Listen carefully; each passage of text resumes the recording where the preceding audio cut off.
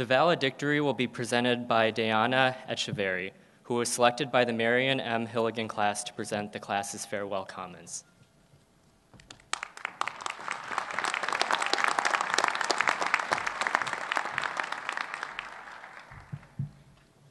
The step stool was for me, not for Matt.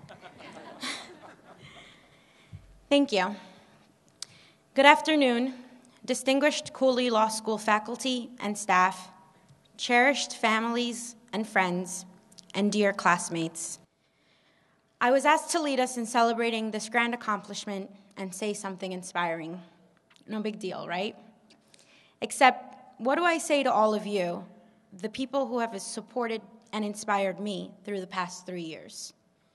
To start, I'd like to share with you what this accomplishment means to me. I was born in Colombia, South America, and when I was only 6 years old, my father was robbed at gunpoint and kidnapped while working as a cab driver.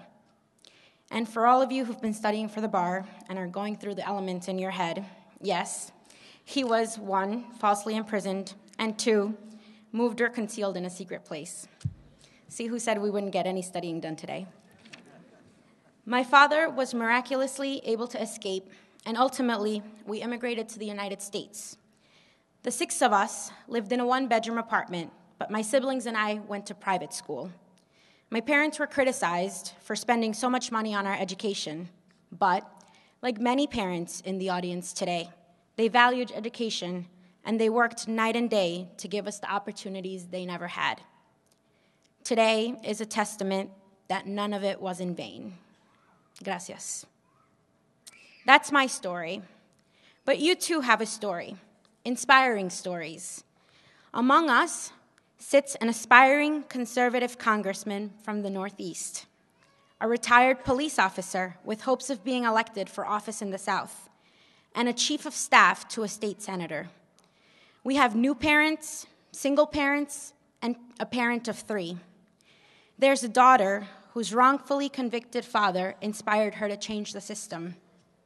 Among us sit decorated veterans and officers who valiantly and selflessly served our country. Among us sit persons with disabilities and some who at some point in their lives were told they would never make it through law school. There's a person whose undergrad journey took 10 years and a person whose law school journey took 6. There are persons who bravely dealt with the loss of parents, family members, and loved ones. Some persons were diagnosed with an illness, and some underwent surgery. There are those who lost love and had to, perhaps reluctantly, employ the use of an attorney, those who found love, and those who married. There are those whose choices were limited to jail, prison, or an education, and chose an education. And there are many who are the first in their families to have any type of degree. There are some overachievers, and I'd say show-offs, who went to school and worked full-time. There are international students.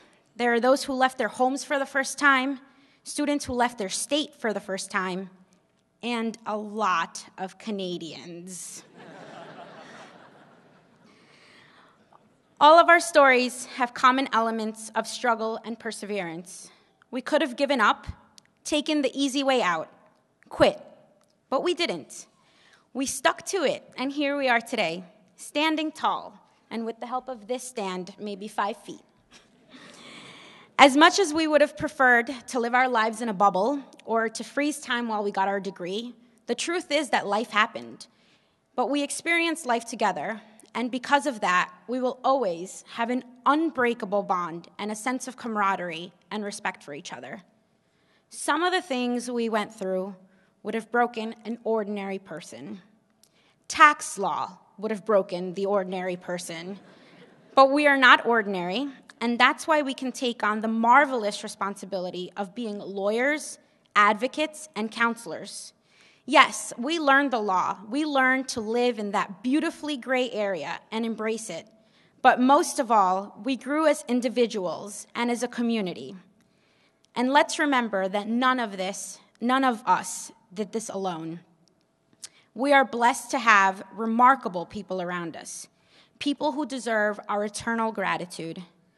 Cooley staff, professors, parents, siblings, family, and friends, we could have never done this without your love, support, encouragement, patience, understanding, and money.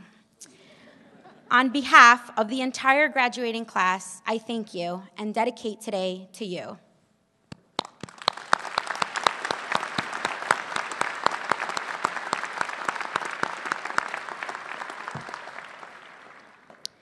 Because of our collective adversity and triumphs, this graduation is more than a milestone in our academic lives.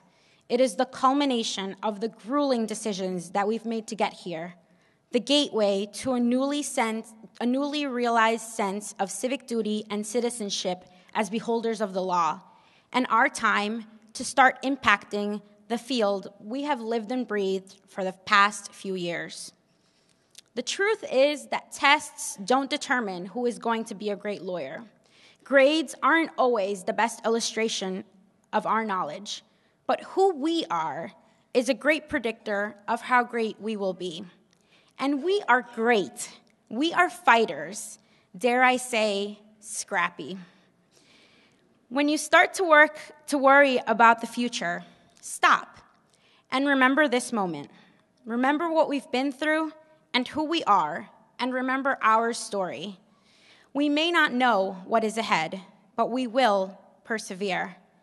As a great leader once said about the future, we will meet it head on, with fire in our bellies, a wind in our sails, steam up, and full charge. Congratulations.